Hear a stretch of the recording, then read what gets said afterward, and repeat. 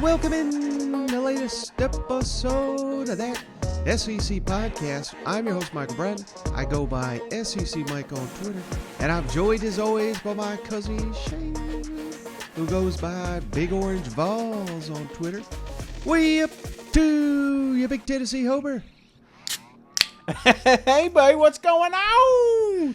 No, I'm great. I am awesome. I've been online here lately, just soaking up some of that rat poison, Mike. I know everybody's mad. We're talking about the Tennessee Volunteers. Well, damn, we ain't got to talk about them in 20 years. Let us marinate in a little bit. So, no, I'm with you, one of the brother. best things, Shane, that I seen this week, someone said, well, hell, why don't you boys act like you've been there before? Tennessee's not been here since in this show's existence. You know what I mean? So seriously, I just started getting facial hair the last time we had that. I mean, now I can't grow hair. So get the hell out of here. I want to talk about Tennessee Volunteers. That's what I'll talk about. We'll talk about other teams. I mean, we're going to get to it. This is Mike. We were talking before we got rolling here. I truly think that this Saturday, I've kind of dubbed it Separation Saturday. Mm-hmm. I think, there's a lot of folks out there, and maybe myself included, that have created these little false narratives in the back of our mind that, hey, we control our destiny. We went out. We're going to an SEC championship. We're a team to be reckoned with. But I think, you have one game you drop, that's okay. But then when you start losing the second games, then the narrative changes. And I think that comes to fruition this weekend, Mike. I really do think that we're going to have a little bit of separation with these SEC opponents. Yeah, this is perfect, Shane. I mean, we do not even network what we're going to talk about before we hop on the line, but I was going to open the show with this, Shane. SEC championship odds updated via Circa Sports. So, to your point, all 14 SEC teams still have odds to win the conference because no one's been officially eliminated. So let's just start at the bottom of the list, Shane. Arkansas, Auburn, Missouri, and Vanderbilt, they all have 3,500 to 1 odds. So, hey, maybe you're feeling really good about your odds to win out. You'll need a couple upsets to do it. But Arkansas, Auburn, and Missouri, Vanderbilt, all 3,500 to 1. That feels about right given their start to the season, don't you think? Oh, poor Arkansas, man. Roped in with Vandy now.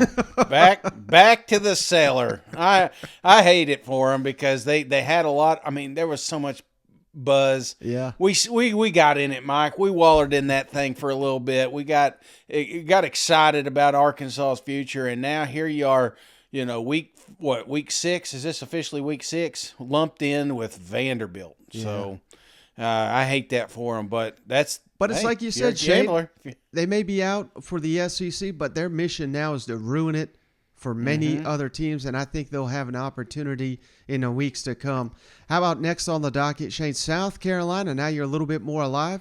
Yeah, we were some of those fans ready to run off some of the coaches. Now we're sitting here at 4-2 heading into the bye week. Yeah. 2,000 to 1 to win the SEC. So, hey, a hell of a lot better odds than these other teams. Yeah. Need Georgia to drop a couple, but definitely got a shot there. It's a long shot, but you got your first East victory. I think that's monumental and a lot to celebrate on. So, yep. Yeah. I mean, this is where you truly gamble. You know, I mean, here you put 100 on this thing. I mean, God, could you imagine? I mean, I'd be selling that. I'd go to Vegas to collect this damn thing if they hit it. So, yeah, I like it, man. They don't call it gambling for nothing. Now, how about this one, Shay? This team, these fans legitimately about a week or two ago had eyes of Atlanta. And again, they're not eliminated. Things are going to have to break their way. They're going to have to win out. But Kentucky, 1,000 to 1 to win the SEC. You get Will Levis back. Maybe he catches fire. That's one maybe you hunker down, you throw $50 on. 50,000 we're talking about here. I mean, come on now. Why not? Why not? Where you're going to blow it at? We're going to go down here to the local Golden Corral, put $50 in, you know what I'm saying? No, eat off the dollar menu, take a chance, and you may be rolling in dough at the end of the year. All right, how about now we're getting to the serious. Well, I don't know how serious these contenders are, but the odds suggest Florida 250 to 1, and what they got in their back pocket, Shane, they play Georgia. So if they were able to upset Georgia, all of a sudden, and I know they lost to Tennessee, but hell, Tennessee's got to play Alabama, got to play Georgia, got to play Kentucky. So, these odds make a little bit of sense here. Anthony Richardson catches fire at 250 to 1. Not saying it's going to happen, but I think you take it if you're a Gator fan. If I were taking one of these, Mikes, that's what I want. I truly want a team that controls their own destiny, that doesn't need a lot of other things to happen to go to an SEC championship. Florida just, if they catch fire like you said and just take off, and Anthony Richardson actually shows up every single game, this may be a sneaky bet there for you. Now, how about this one, Shane? This team's got all the talent in the world. You nearly knocked off number 1 in the country on the road. No reason. If you play as well as you did in that ball game, you don't win every game. You're still going to need some help. But Texas A&M 200 to 1 to win the SEC. So, hey, that's just letting you know Vegas has still got faith in Aggies in Jimbo Fisher. Yeah, I like these odds better than I did the start of the season. I wish I could take my money out and redo it, but I can't. So I'm still riding with you, Aggies. Come on, win that SEC for me. Now, LSU, you're also there at 200 to 1, and I think that is in large part same deal as what I was saying about Florida. You still got Alabama. You host Alabama. You still got Ole Miss on the schedule. I mean, you win those ball games. You already beat Mississippi State. You got the tiebreaker over them. Yeah. I know they just look, really bad against Tennessee, but maybe that's because Tennessee's so good. LSU 200 to 1. Still a fighting shot there for the Tigers. Mm-hmm. Well, and the progression of LSU. They're a better team now than they were at the start of the season. So, right. Yeah, if they keep that trajectory going, absolutely, they may be able to upset a few of these teams in the West. Now, here's the best value bet on the board, Shane. I know you're going to love this one. Mississippi State 42 to 1. That's, hey, not great odds, but that's letting you know that Vegas is taking this seriously. I think the biggest problem with Mississippi State's not even Mississippi State, Shane. It's the fact they have to go to Alabama and they play Georgia. Now they get to host Georgia, you know what I mean? But I mean it's a monumental task to beat those teams. But hell, you keep improving. You play the best 2 games you ever played in your life. I'm just saying it could happen. Dude, in the way they're playing right now, why wouldn't you? I mean, if you were taking a chance on any team, I'm looking at Mississippi State. Yeah, they've got Alabama and Georgia, but so do a lot of these other teams. So I like this. I like this bet. 42, so that's a 4,200. You put a hundo on that, 4,200, you can buy you a nice used car. Not that you need one, but little Honda Civic, probably. I mean, probably not taking it to your girlfriend out in it, but if you're going to work, try to save some money on gas. I think my brother drives one on the island there, so and you did it with $100 bet. Come on, put it on the Bulldogs. Now, how about this one, Shane? Most overlooked team in the SEC, without a doubt. Ole Miss, 28 to 1. Heck, you're undefeated. You control your destiny. You host Alabama. I mean, why not? If you're that's great odds right there. 28 to 1, Ole Miss to win the SEC championship. Yeah, no, this is a good one too. Again, you're undefeated. You're a top 10 team. If you're just looking at those numbers alone, you'd think that this something's wrong with this bet. But no, Ole Miss is looking good. They got obviously some tough games ahead of them, but Lane Kiffin has shown us a million times that he's able to win these tough fought ball games. So yeah, I love gambling. I might put 100 on all of them, Mike. One of them got to win.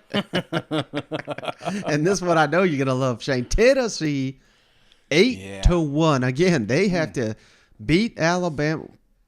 They gotta who they really gotta beat is Georgia in Athens. That's going to be key to this one. Yeah. That's going to be a monumental task. But the fact that they have to play both of those and they're so high on this list gives you an indication of, what Vegas thinks of the Vols at 8 to 1. What thoughts on those odds?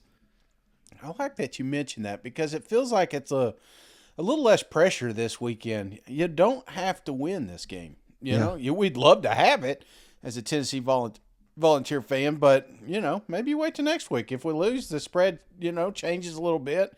Get a little better value on this, but if they win, they still got to beat Georgia, so I don't know, 8-1. That's still a little too rich for my blood, but I'm going to steer clear of that one for now. And I'm just curious, Shane. So let's get past this weekend. Obviously, we've only got 2 left, Georgia and Alabama. Which one, I don't know if you've seen these or not, but which team do you think has the best odds to win the SEC as of today? Georgia. Bingo. Yeah, you nailed it. That surprised me a little bit. I kind of thought it'd be Alabama. Alabama 1.5 to 1, so nearly even odds to win it. Yeah. Georgia minus 105, which means you gotta bet $105 to win 100. So not great odds there. But why, in your mind, is Georgia the team to beat? Scheduling. I think this is all about scheduling. Mm-hmm. We talked about this coming into the season. That's a reason. One of my favorite bets was, I think Georgia was 10.5. I got a ton of money that Georgia, they didn't think they could win 11 games. And I'm looking at that schedule and I'm like, find me. Even if they drop one, right, I could see, them having a bad game, but I couldn't find 2. So that's why I like Georgia here. Just pure schedule and schedule alone. Well, yeah, and I think you're on to something there, Shane, because Alabama does have to go to Tennessee, obviously. Mm-hmm. They got to go to LSU. They got to go to Ole Miss. So these are difficult games. But Georgia, Shane, they got an upcoming slate of Florida and Jacksonville. Yeah. They host Tennessee at Mississippi State, at Kentucky. That ain't easy either. Now that we know more about these teams, you know what? I think the Mississippi State one. That's the one that's really got me where I could see you going the other way. The fact that it's there, right? But having Tennessee at home is a big deal too, I believe. So right. That's why you got out. Like you said, Alabama's got Tennessee on the road. They're red hot right now. Your quarterback's kind of banged up. So I just think a safer bet is Stetson. He's completely healthy. Georgia hasn't been pretty, but they still win every single weekend. So, I still like my odds with the Bulldogs. Let me ask you one more thing on these odds, Shane. If Alabama wins on Saturday on the road at Tennessee, would you flip them to be the favorite to win the SEC? Yeah. Absolutely. I'm going to tell you right now, Mike, if Bryce steps on the field Saturday, I would have them on there. I think that's the biggest thing is just that lingering injury. What is this? How does this season play out? Even if he comes out against Tennessee, what if he re-injures it? There's always that little asterisk by him. So I think that's the main thing that's keeping Alabama from being the favorite right now. Not so much scheduling, even though I kind of led with that, but I just really think it's the health of Bryce right now. But we're talking a coin toss. Right, seriously, right. It is a true 1A, 1B situation here. You can't go wrong. If you're a Georgia fan, put your damn money on Bulldogs.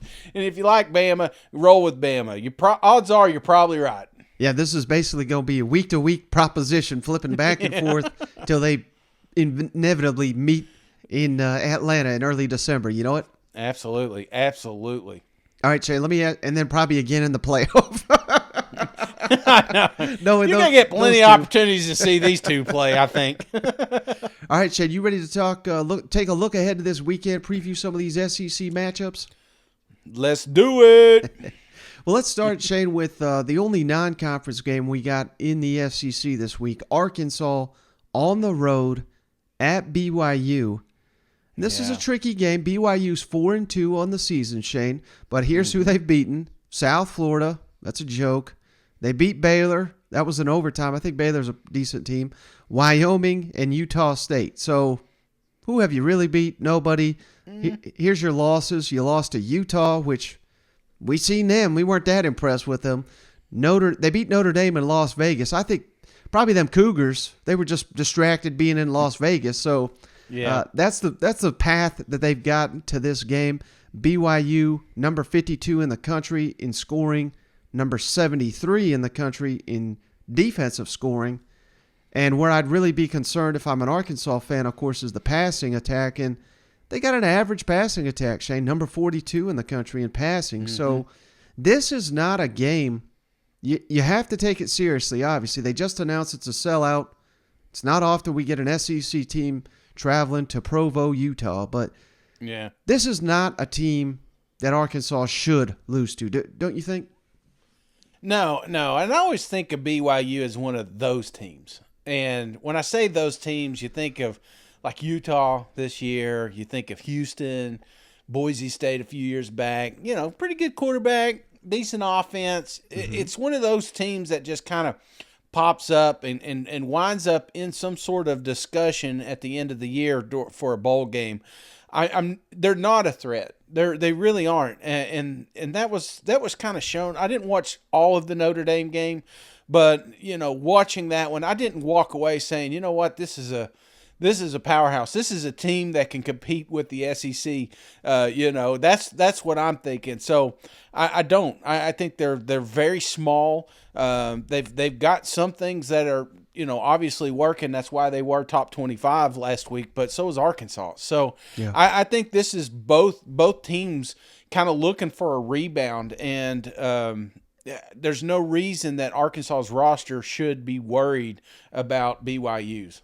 And you talk about a separation Saturday, Shane. I mean, Arkansas not in it anymore for the SEC championship, but they are in it for bowl game and to really, I mean, they could still win 8, maybe 9 games, if they win out. So, but they sure as hell can't do it if they don't win this one. This is a separation, I think, Shane. And next week they get a bye week. They desperately need to get to that bye week. They're pretty banged up, but it's almost like South Carolina last week, Shane, where we were picking against South Carolina.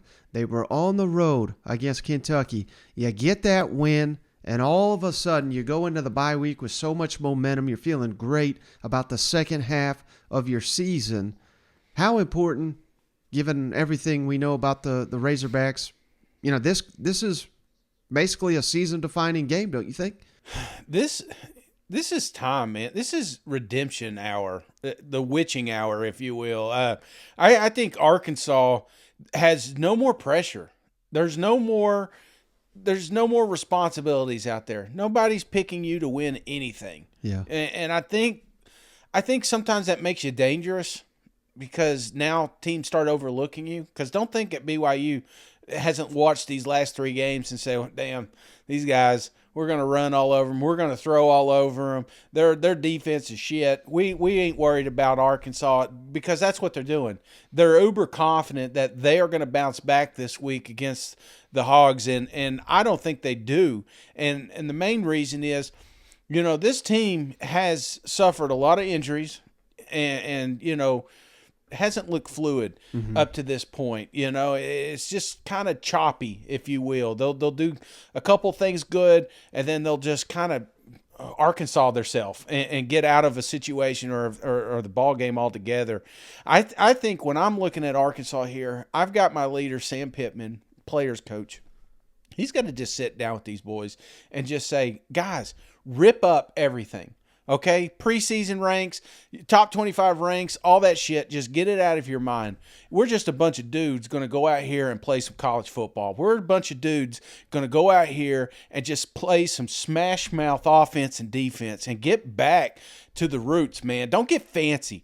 Maybe you get with Bryles and say, hey, man, let's focus on what we are good at, and that is running the damn ball. And you ever hear that saying with Sandra Bullock, just run the damn ball? I think that's what you got to do with BYU. You got to say this is going to come down to trench warfare, and my Hogs, my big boys up front are better than your big boys, and we're going to put it to you. I think that's what's got to happen here. Is this has got to be, and it's almost great that it's out there in BYU. You're away from the noise. You're away from all the talking heads of that SEC podcast. You're sitting out there by yourself and like a camp, and you guys are you're stripping down your team to the bare roots, and you're getting back to fundamental football. And I think they do that this weekend, Mike. Yeah, I love that, Shane. Get back to what you do. Just lean on them. May not be pretty, but there's no style points at this point in time. The only thing you got to do is win the damn game. Win it by 1 point.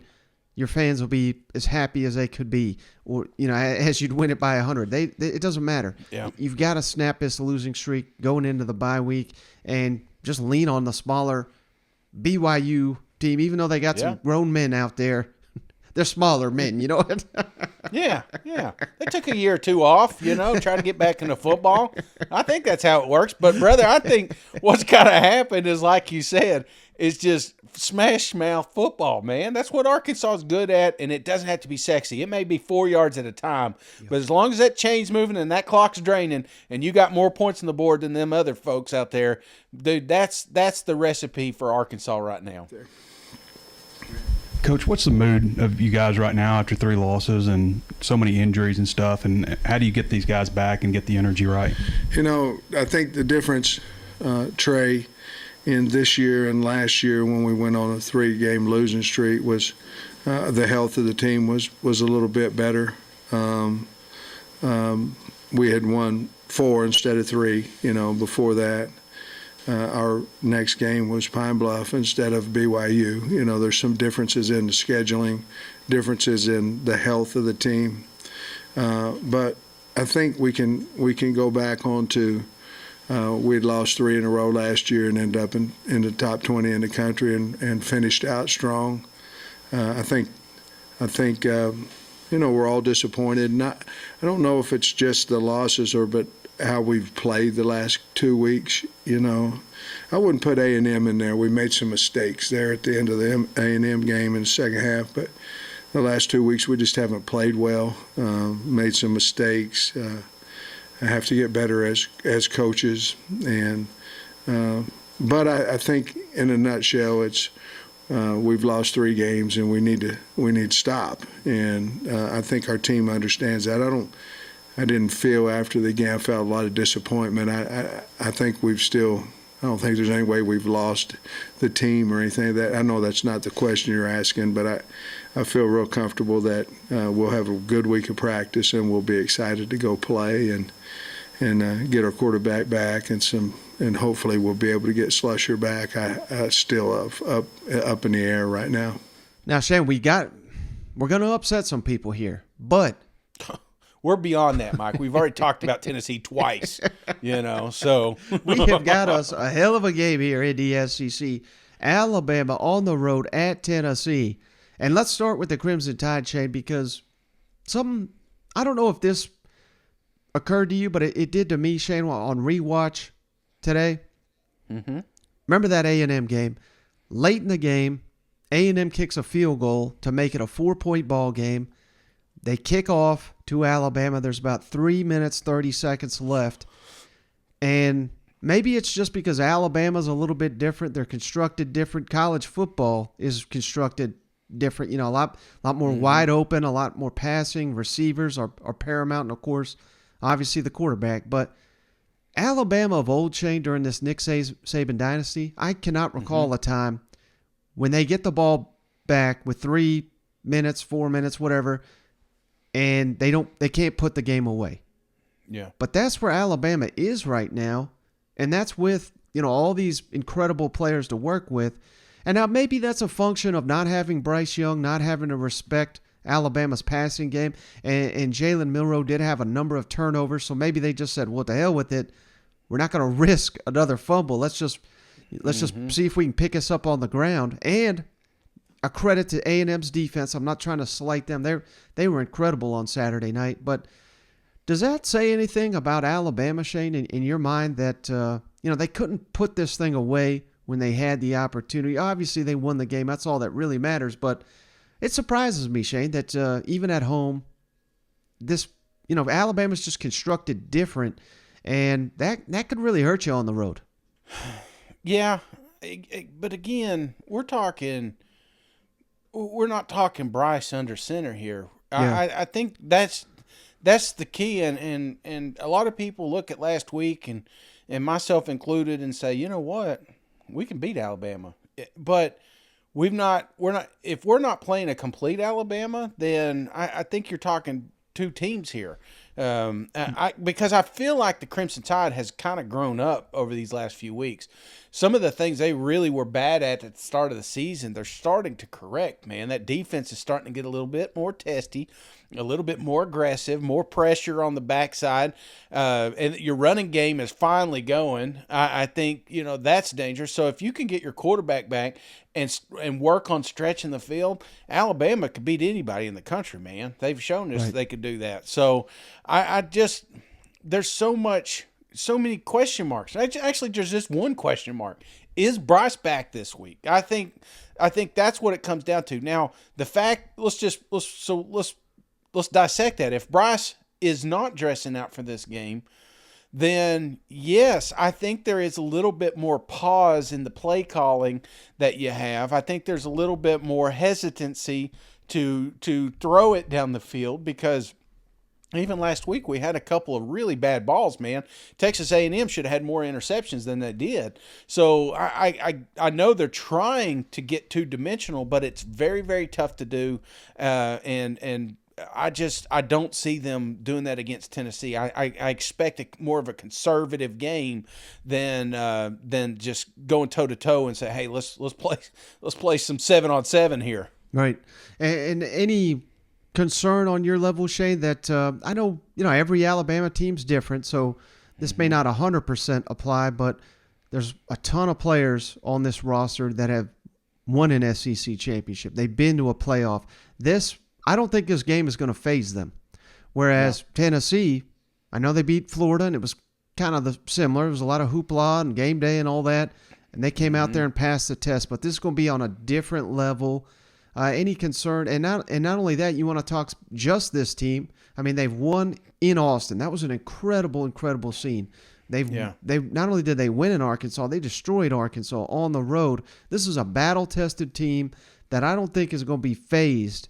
As crazy as it could be on Rocky Top, I do not think Alabama will be phased. Does that concern you at all? Absolutely, man. I don't remember the last time we beat Alabama. I got this damn cigar. I may get sick because it's so old. You know what I'm saying? I don't know if there's an expiration date on this damn thing. So, absolutely, these guys have beat us time and time again. And there's been seasons along the way that we've created a fun narrative that this is the year that we could probably beat Alabama, and then we get the same situation at the end, another cigar put away for another year. So right. I think the big thing for Alabama or Tennessee, I think they're getting a little bit more of that spotlight. They were really, when you talk about Florida, that was a pressure cooker. Everybody, the expectations, there's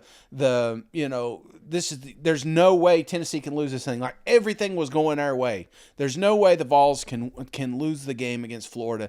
And then it carried over to LSU. And in those situations, a lot of times you start seeing bad balls. You see them, over their head or too short or something like that. And, Tennessee had a couple of drops Saturday, but I never felt like the moment was too big for them. So that's a good thing. And then, but when you flip the side here, you got Henry To'oTo'o coming out, which I wish Gary just get it out of the way. Like, don't drag it out through the whole damn game. Just the first 10 minutes, let's talk about him playing for the University of Tennessee and get it out. But one of the things that Henry said when he came out was it's just another road game. Now he said all cool stuff. This is a hostile environment, blah, blah, blah, Coach Nick Saban speak. But the fact of the matter is this is just another away game for these guys. The noise should be a factor, but it may not be a factor as much to Alabama, because everywhere Alabama goes, they're bringing with them the game of the week. They're bringing with them the spotlight. These kids are just galvanized with national media attention. So the moment's not bigger for them than it is for the Tennessee Vols. So yeah, I think you hit the nail on the head there. There is a little bit of, I guess you would say, favoritism, or not favoritism, even though you're going to get that. What is the word I'm looking for? Like this is like an attribute, being able to go to these type environments and not get rattled as much. Yeah. And anything to the fact that, we've talked, feels like a new Tennessee, different Tennessee. And, you hear it from Josh Heupel, but I'll play his clip in just a second here, Shane. But they're more focused on themselves with the confidence. And I think they're playing at such a high level. I think it speaks to it, Shane. I mean, it kind of goes to like what you're saying. You go on the road to Baton Rouge. We talked about it all week long. It didn't even faze them. Florida, all the hype with Florida, didn't even faze them. And even this game, I think with Josh Heupel, who has won a national championship, he's been in a spotlight as a player himself. I think that it just helps him as a coach not only relate to the players, but kind of he knows how to calm them and get them to focus just on what they need to be focused on. And I think that really helps them. Well, you got to have that swagger, man. If you're gonna try to knock off the best team in the country, or one of the best teams in the country, calm down, Bulldog fans. We still know you're there.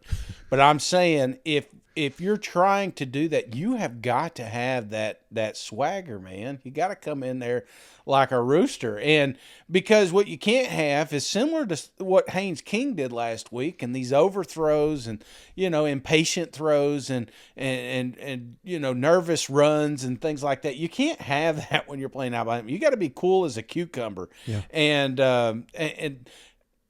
But Tennessee can't get rattled. That's what you got to be careful of. You saw it with Pitt when they went 3 series, 3 and outs. It's like, that's what Tennessee can't afford to do. They got to come out, be confident, don't make stupid mistakes right out of the gate, and then we'll see how this thing plays out. Being physical is one thing, but what's the mindset you have got to take going in to play a team that's had so much success over the years like they have? Yeah, I mean, for us, it's about us, we look back at last year and the things that we did that hurt Tennessee. So prepare in a great way, practice well, and that will lead you to kickoff. And, we don't have to do anything extraordinary. We got to do the ordinary at a really high level and then go late on the line and compete for 60 minutes. Josh, when you see the past 2 games y'all have played, opponents, and these are regular big-time SEC opponents, have had to go for it on 4th down 10 times just to try to keep up with what y'all are doing offensively. Is that the kind of thing that you think can give your players confidence, knowing that, hey, like they're doing this because they don't think that they can stop your offense? I think our players have gained confidence, because of the way that they continue to grow and the way they continue to play as much as anything. There's a lot of things that go into that. Our kids have been so much more consistent in their preparation, their habits, and getting to kick off the right way. That's got to be the focus for us right now. Everybody in the program's excited about Saturday afternoon, and I know our fan base is too. Great thing about being a fan is you get to enjoy the week of just the build-up. As competitors, coaches and players, man, it's about your routine, it's about your habits, it's about preparing the right way, and then we'll be ready to play.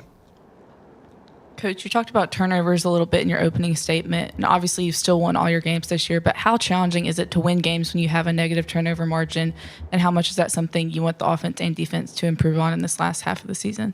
Well, we've been emphasizing it like crazy, and this is the first time in a long time we've had a negative turnover ratio at this point in the season. We don't get enough turnovers on defense, and we've given the ball up more than we have historically, and both of those things need to improve because it is very, very challenging. I've said many times before, one of the most compelling stats relative to winning and losing is turnover margin. And every week we show the players, okay, if you're +1, you're +2, you're +3, all over the country, what was the record? If you're -1, -2, -3, all over the country, what was the record? And it's pretty compelling. So, it's one of and the players understand that, and they understand the value of turning the ball over relative to the other team, what the average turnover in a season allows you to score. And when you get a turnover, what that benefits you in scoring. So these are very important factors that have been emphasized, and we just need to do a better job. All right, Shane, speaking of separation Saturday, I think this could apply to both these teams in maybe a little bit different ways, but Mississippi State at Kentucky, Shane. Mm-hmm. Mississippi State, we've talked about it. They got to play Georgia. They got to play Alabama. If you are, going to go to a New Year's Six bowl, maybe even contend for the SEC title, I forgot. I don't know why I do this, Shane, but heck, I'm even overlooking the Egg Bowl. They got faced on the road, undefeated Ole Miss. So they legitimately have 3 of the toughest games possibly in the conference remaining. With that, taking that into consideration, you just can't lose to Kentucky if you're going to have a special season, unless you're just going to beat the hell out of everybody else, which and that seems unrealistic. So this is a must-win, I think, for Mississippi State. On the flip side, Kentucky, you just lost 2 in a row. That was unfathomable. Just 3 weeks ago, you were top 10. I mean, this is a gotta get for Kentucky as well. So there's a lot of big time storylines going into this matchup. Will Levis expected to play. Heck, he said on the field last week, Shane, he said he'd be good to go. But the coaches are playing coy. I think we all know that's a gamesmanship out there because they got no shot in hell of beating Mississippi State without Will Levis. But if he's limited, Shane, I mean, I don't think he's going to be able to run much. That's a concern going into this matchup. And I don't know if you saw this. I believe you did. I shared it with you. But Kentucky, man, I was very disappointed in some of the effort plays there against South Carolina. I know it was late in the ball game. I know they're down.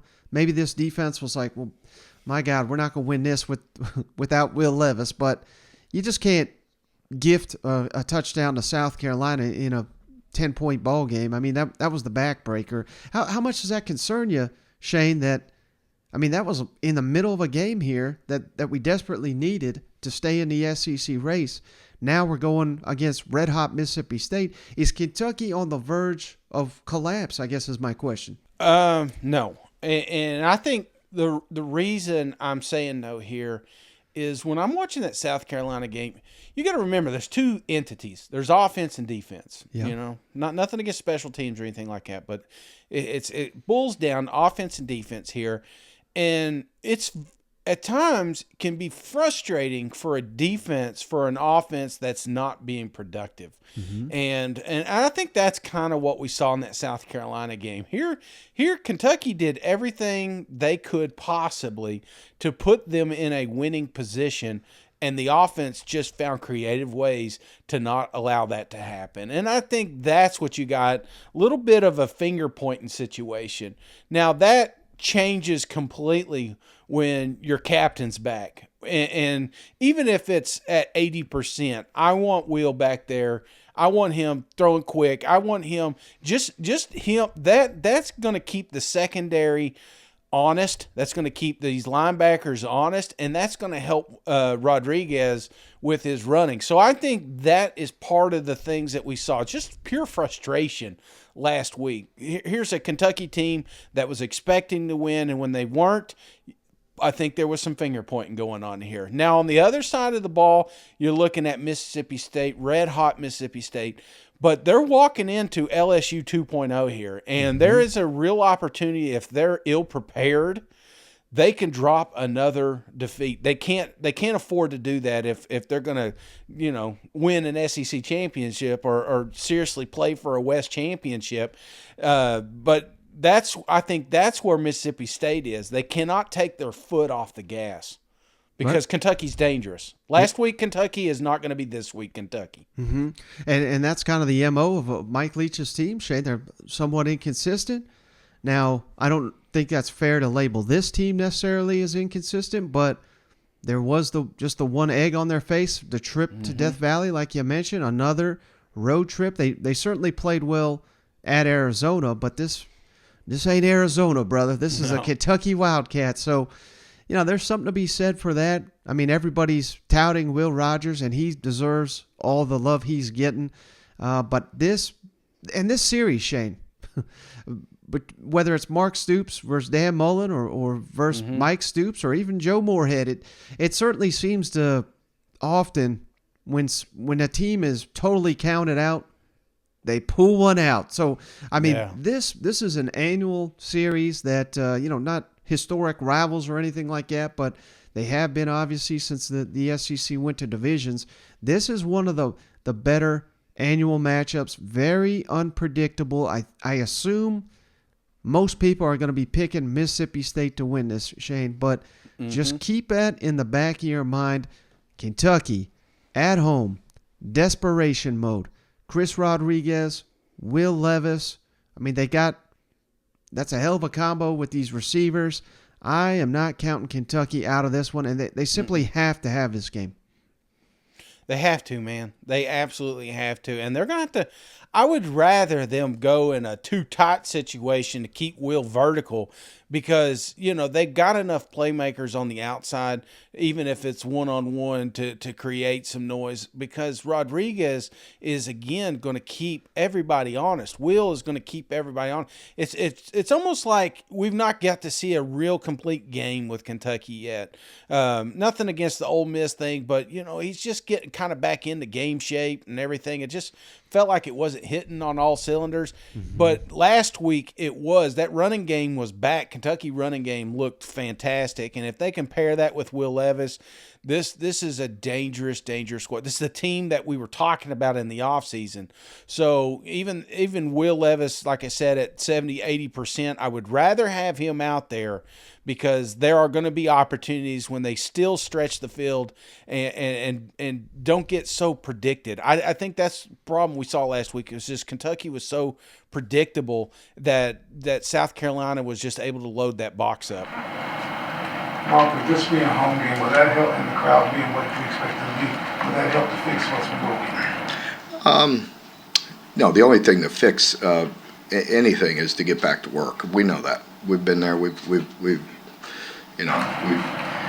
understand what it takes. Our team knows what it takes. Our coaching staff knows what it takes, and we got to get back to work. There's nobody going to feel sorry for you. You get back to work, get back on the horse, and get back at it here this week. Is it concerning at all to hear, players say that the energy is just not there on the sidelines at this point in the season? Well, I think it's always concerning, and we talked about it. I talked about it since Monday. I challenged them. Actually, I challenged them in the locker room the week before, post-game, and I challenged them again Monday every week about high energy. So I guess I could talk about it till blue in the face, but, I think they better do something about it. And, I think that has to do with how we play, too. You don't when you play very well, you seem to feed off the energy that's going on the field. Coach, in 2020, in year one, your team averaged just over 21 points a game. Currently, you're averaging right around 38 points a game. Your quarterback says there's a lot more left in the tank. What do you see? How much more is left in the tank for this offense? Well, I think quite a bit because you're talking about, every position on the team, getting a little bit more, and you're constantly trying to pull slack out of the rope type of thing. And, if each position gets a little better, then the team gets a lot better. So, and I do think we got quite a ways to go. I think, we're finishing runs better than we did last year, but we could certainly do better. We're blocking the second level better than we did last year, but we can certainly do better. We were playing faster than we did last year, but we can certainly play faster. And then, defensively, we do a lot of good things, and we are kind of explosive and powerful on defense. But, there's some of the big plays we could definitely shut down too. Now, how about this one, Shane? Vanderbilt at Georgia. Mm-hmm. And, man, Vanderbilt, they actually have a top 35 offensive efficiency in the country. Mm-hmm. And that's higher, Shane, than LSU, Florida, Arkansas, Kentucky. This is no joke here.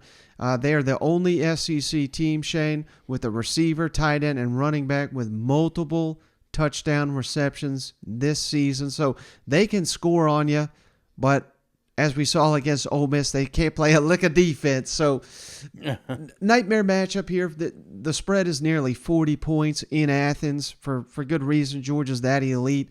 And heck, Georgia's not even playing that way. If Georgia was playing like they did the first couple weeks of the season, this spread may be closer to 50, but I don't know, what would you be looking for? And it's almost like a curse, Shane, that they played so well against Ole Miss, because now Georgia's going to be looking at the tape like, whoa, we got to take these guys seriously, headed into this matchup. So I don't know, what's things you'll be looking for from either team in this matchup? Yeah, I feel like you hit the nail on the head there. The fact that They made that game extremely interesting there at Ole Miss.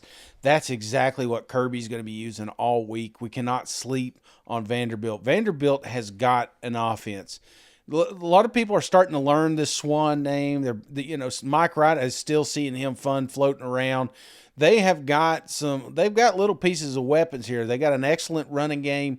If they could put all that together, they can beat a lot of teams. Now Georgia, on the other hand, I mean, they're top shelf, and what they did last week was just total domination of Auburn. I think that's what they continue to do here with Vanderbilt is just pound the rock, force Vanderbilt to load that box up, and then hit them downfield. That's what I expect with Georgia.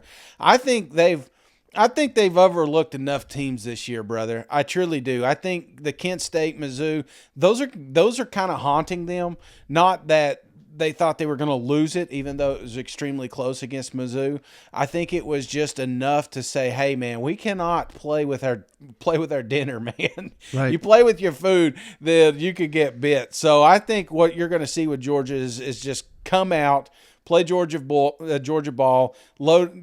Give these running backs. They may have 4 running backs with 100 yards at the end of this thing. Right. And for me, Shane, I mean, Steven talked about it on the last episode. 3 straight games, Stetson Bennett's yards per attempt has gone down. We got to get that corrected against Vanderbilt with this defense. Like you said, you should be able to run at will. Obviously Missouri gave you issues. Auburn did for a little while before you went running wild on them. Basically, this has got to be a game, Shane, where Georgia does whatever the heck they want on offense. And if there's any aspect of Georgia that struggles against Vanderbilt's defense, then we got a serious issue that we're going to have to work going into the bye week because, I mean, this is far and away, this is probably the worst unit in all the SEC, Vanderbilt's defense. Now, they may sneak a score on you or two with these receivers. They got good running backs, and like you said, Swan, or heck, even they throw in Mike Wright. He can bust a long touchdown run on you. Georgia's elite enough, they may shut them out, but I got confidence in Vanderbilt to at least score once. But they just have got to have their way with Vanderbilt. Otherwise, I'm going to be a little bit concerned. Well, and not to mention, Mike, the schedule gets tougher for the Bulldogs after this. I think don't get fancy, don't get cute, don't get anybody hurt. I think I saw too much Stetson last week. Don't get me wrong. I love the long quarterback touchdown, but he does not need to be touched, period. Because, the next 4 games, 3 of them are top 25 opponents. So it does not get easier for them, and you're going to need a healthy Stetson. You're going to need a healthy defense. So I think that's the key, just good substitution. Get ahead early. Put this thing away. Don't let it linger around to the second half.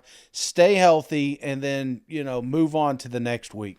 Coach, last week one of the Auburn players was talking about keeping Georgia out of his third down packages on defense. But I noticed when you're in your third down package a lot, we see Xavier Sori, Michael Williams, and Bear out there. Some young guys on your money down. Can you talk a little bit about the faith you have in putting those 3 guys out there? Yeah, they've earned the right to be out there. They're extremely good athletes. They have quickness, explosive. Might not have the strength in terms of the core weight room. I mean, Bear's coming off of shoulder surgery. Michael's a freshman that went through spring, and then Soria's a guy that came in and had not played a lot of football in high school because of injuries. So they all 3 have really good traits. I think one of the best things we do here at Georgia is take a freshman and say, what does he do really well? How do we utilize that in year 1? And you go back to the year that we had N'Kobe on third down, Trevon was on third down, Tyreek Stevenson was on third down. We had these players that were playing as freshmen on third down because they could go out and execute at a premium. Some of those guys that you're talking about are playing out of necessity. We had other guys that might be in front of them, whether it be Smile or Jalen, that get dinged up. Those guys got to get ready to go play. So been pleased with what they've done, but we got to execute a little better with each one of them included. Kirby mentioned the opener kind of creating this monster of an impression people have of you and kind of expectations that every game would be like that. Is the games being closer, the last 3 games, a reflection maybe of opponents adjusting a little bit to you guys, or are there other factors, or is it just that, you don't have to necessarily blow out teams 49-3 every game? Well, the factors truly are limitless when you factor in millions of things that come to impact a game, whether it's what they're doing, what we're doing, headspace, the location, time of day, the temperature. I mean, you could factor a million things into that. At the end of the day, you want to execute at a high level, and sometimes the person on the line across from you does a good job at the point of attack and stops that. And you got to find other ways to attack them where you can win at. And in some cases, it has nothing to do with the opponent and has everything to do with us and just executing better. But that's not anything to do with our offense or how we started on Oregon or how we did on defense. It's just, to be honest with you, having 11 guys on the same page, executing better more consistently. And I think if we get that across the board, you'll always have good results. Now, how about this one, Shane? I mean, I don't know what in the world to make of this one. LSU at Florida. LSU coming off a tough loss. Florida coming off a largely unimpressive win. But, heck, an SEC win is an SEC win. You're never going to apologize for winning a conference game. It was actually Florida's first conference win, Shane, in 7 attempts, I believe is the stat. So, hey, something to build on for the Gators. But who do you I don't know if favor's the right word, but, do you have a pulse on either one of these teams heading into this matchup? Well, no. And it's not so much – I think I have a better pulse of LSU. I talked about it earlier. I think they're on the right path. Mm-hmm. The scoreboard looks different against Tennessee, but if you truly watch that game, there should have been less points given away and more points taken. That's what I gathered from LSU. Now with Florida, that's the ultimate Dr. Jekyll, Mr. Hyde thing. I don't know. I really don't. Are we going to get the Tennessee Florida game, or are we going to get the freaking Mizzou Florida game? It was ugly. It was sloppy, and it's just it's ups and downs. And just when you buy into Anthony Richardson finally figuring it out, he comes and punches you in the nose. So right. I don't really know. And that's what makes Florida so dangerous, because when they are hitting on all cylinders, they can beat anybody. But, 80% of the time they're not hitting on all cylinders. So they're not a fun team to gamble on. I just think LSU, if they can continue to prove the way they're doing, they're a tough team, because we talked about this in the offseason with Kelly and company that there's growing pains. They're thin, that they're still trying to figure out that offensive line. They're bouncing around. Hell, the tackle was out for this game. So there's still some question marks, but I feel like they're starting to create an identity, and that identity is like I said, great at times. So I'm more confident in LSU going into this game than in Florida. Well, let me ask you this, Shane, because I realized different staffs, different starting quarterbacks this year, a lot of newness with both teams, but still a lot of anger in this matchup. I mean, these two hate each other. We got, dead tiger skeletons. We got upsets. We got goal line stands. I mean, we got hurricane debates and controversies. I mean, this is a rivalry that, it's lost a little luster just this year, just because these teams have suffered a couple losses. But make no mistake, these two hate each other, and they'll both get up for it. I don't care where the game is played. Mm-hmm. Billy Napier, I got to believe, hates LSU, getting looked over for that job. So let's just assume, Shane, that LSU and Florida come ready to play. They both show up in Gainesville with their A game. Mm-hmm. Who would you favor in that scenario? Would it be the Gators at home, or I mean, hell, LSU? Coach O, I know he's not that popular these days in Baton Rouge, but he really did own the Florida Gators. If they both played about as well as they can, who would you like in the game? Mike, I tell you this, that's tough. That is tough. And if they come in, I always lean more toward the quarterback, and I still think Anthony Richardson on a great day is one of the best quarterbacks in the country. So if we're saying perfect situation, everything's lined up, I'm probably going to go with Florida. But the fact of the matter is, we don't know if he's going to show up. Right. And the one thing I love about this rivalry is it's always tight, man. It's always a tight ball game. It's a one possession game 9 times out of 10. I mean, even on Wikipedia, you look, it's 32-33.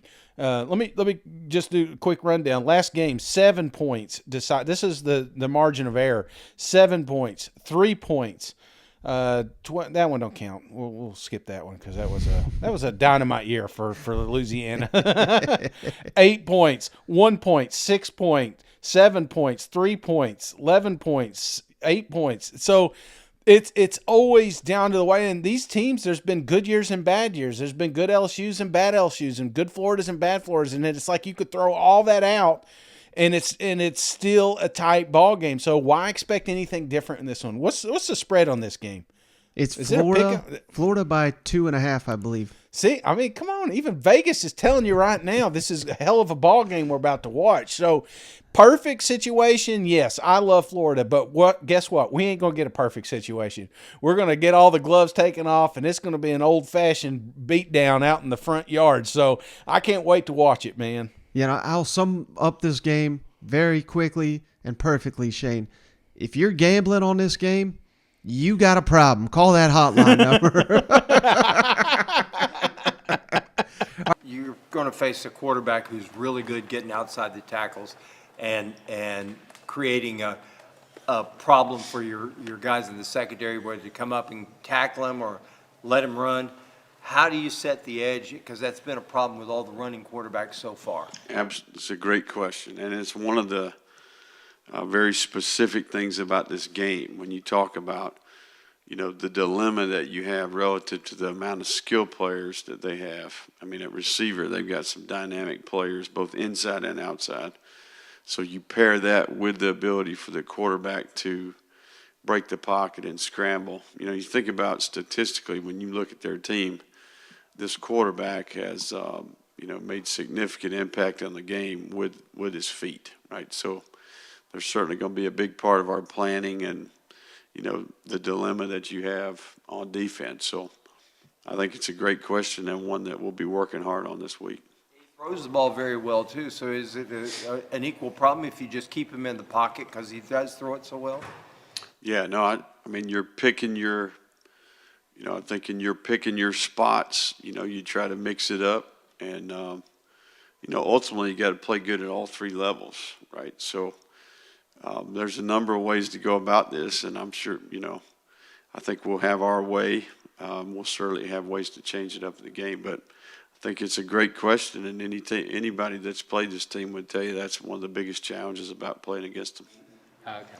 Billy, you're 4-2 right now, and could easily be 6-0, or even 1-5 right now. How do you impress on these guys that, okay, go back and look at this, and we're in each game, in 5 of the 6 games, we're a handful of plays one way or the other from being at one end of the spectrum or the other. No, I think that's a great assessment of where we're at. So I think there's a lot of days you wake up and you're thinking, man, I'm glad we're 4-2. But you also think about the potential, and we're a very capable team. We've been in the fight every single week. I heard a coach say one time that you're always really close to being a very good team, and you're always really close to being a very bad team. And that describes our team in a lot of ways, right? I think where we're at, I think that we have a very capable group, right? What I'm hopeful that we see here is we start to minimize error a little bit better. We start to be more efficient. We start to believe a little bit more. I think our practice habits are improving. I think that the chemistry and the morale of the group is improving. Where there's no easy outs in this league, we got a tough slate ahead of us. Complete focus on this LSU game and what we need to do to position the team to win this one. First, how's Will Campbell doing, and any update on Garrett Dellinger's MRI? And then also, didn't look like Harold Perkins was used pretty sparingly. Is there any main reason for that? 3 questions in one. You did a nice job. Really, it flowed very well. Good news on Will Campbell. Had a major test this morning that he passed. I think he's going to be released here in the next hour or so. We've got one more hurdle. We think if we pass that, which we're confident, we'll see what happens. Things are trending in a really positive direction for Will. So we're really pleased.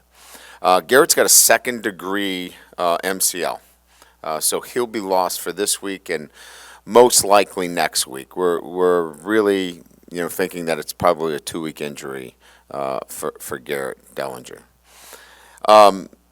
Perkins, look, as you guys know, we moved him to Sam linebacker. Last week was not a position where, and you know the game. The game was a spread game. You got 2 receivers that are out on the numbers. Harold would have had to be standing out on the numbers playing the game as the Sam. We nickeled out. So we were in a nickel situation. We would have had to change his position back to inside linebacker for that game. We weren't going to do that. This is a game that suits him really well. You'll see a lot of Harold Perkins this weekend. Can you run more read option? Or are you afraid to have the quarterback run too much? What can you do to get the offense jump-started, do you think? Well, I mean, look, you watched the game as well as I did. Where were the problem areas? The problem areas is we moved the football between the 20s, but we didn't score in scoring zones. So if you really want to break it down, we have to be critically analyzing, key 3rd and 4th down situations and really high red zone. So, it's not really about plays as much as it's execution in those critical moments. And so really probably spending more time during the week in those critical situations in 3rd and 4th down, and how we can support the group in that situation as well. We've got some new players on the offensive line. Maybe we have to do some more things. Maybe we can move the pocket. Maybe we have to protect with 7. Do some things like that as well. So I think it's really more about situational offense than it is adding anything. Matter of fact, I think we probably have to take some things out because we have to execute at a higher level, and maybe less is more, and maybe that's what we have to look at. All right, last one, Shade. Auburn at Ole Miss again. Ooh, man, this is a lopsided one on paper at least. Auburn just went on their first road trip. It was at Georgia, so maybe that plays a little bit into the factor there, but they were not really competitive in that ball game. Very, very shaky in that game, being on the road for the first time. So many penalties. They just put themselves in disastrous situation time and time again. Brian Harsin calling for these weird fake punts, calling for field goals, and when you needed a touchdown, I mean, nothing working for Auburn in this matchup. But, Shane, I believe they've won 6 in a row in this series. Now, I did see this. Someone posted it. I wish I'd give them credit if I was looking at it. The last 3 Auburn coaches, Shane, to lose to Ole Miss, they got fired immediately. So, Auburn fans are a little bit excited going into this matchup. Yeah. Just put that out there. Ole Miss, again, inconsistent at times, but hey, they're getting it done. They're undefeated. Very few teams in the country, very few teams in the SEC can say that. Does Auburn got any shot to win this ball game, you think? Not if you ask Vegas. I mean, there is what they're looking at, man, is, and that's, I think, part of the problems is when you have a 6-game winning streak.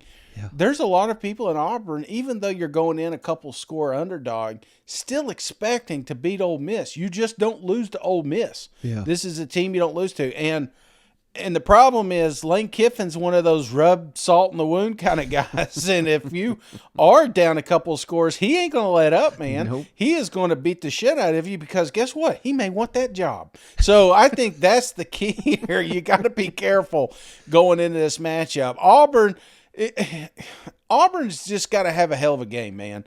They're going to have to stop the run, force Dart to throw the ball, because it feels like that's your only shot right now, because he is not that consistent. And then on the flip side, you got to have the best game you've had all season long. A balanced attack with Tank, not just Tank. You can't rely on just the running game. Yeah. You got to get some passing involved here, and you can't just let your quarterback run around like crazy. So I think that's the key there, is just loading up that box.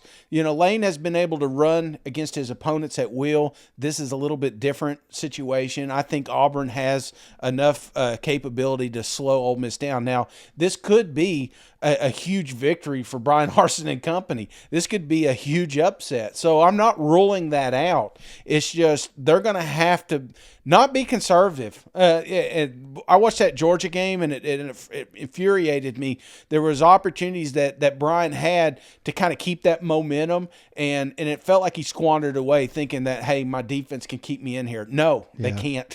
Brian, your defense is not that good. And Ole Miss is going to find little leaks in your dam here, and he's gonna take advantage of it. So you cannot afford to be conservative during this game. If you've got some fancy plays you want to call up, you better do it this weekend, because you may not be going home. Yeah, the only shot I see Auburn winning this game, Shane, I mean, Robbie Ashford's got to play the game of his life, kind of like he did against LSU, even though there was mistakes made there. He's kind of like a poor man's Anthony Richardson, though, Shane. I mean, you just never know when he's going to show up, and doing it on the road at Ole Miss. Those fans are dying for a win in this series. This is a heated rivalry, too. Let's hope it's a great game, and hope it, we get back to these two hate each other, too, but it just this is one program trending one way and one program trending the other. So it could get ugly in Oxford. And then again, it may be like Dion, No, Lane don't want to even shake Lane's hand after this thing. So we'll see, brother. That's what Separation Saturday, man. Yep. Hey, buddy, that's all I got on this episode. You got anything before we hop off here? We ain't got nothing else Tennessee to talk about? Just kidding. Just kidding. It's funny because I see all these Tennessee comments, and I wasn't even on the show. I was like, how's that even possible? Big Tennessee homer? So, but no, I joke. It is a hell of a game, but it's a hell of a weekend. That separation thing, I truly think we're going to see, a little bit of that, a little bit of a split in the SEC, and because we all talk about, oh well, if things go right. Well, things aren't going to go right for all the teams this weekend, and we're gonna see the mask will be removed on a few of these teams. So I'm just pumped up, man, ready for some college football. I don't know about you, Mike, but I'm trying to figure out my barbecue situation. I just don't know what we're going to grow. Got beautiful weather. The leaves are changing colors. We got all the leaf lickers in town. It's just the season, My wife, she's like, hey, you want to go up to Gatlinburg tomorrow? I was like, hell no, I don't want to go to Gatlinburg tomorrow. Everybody's in Gatlinburg, you know what I'm saying?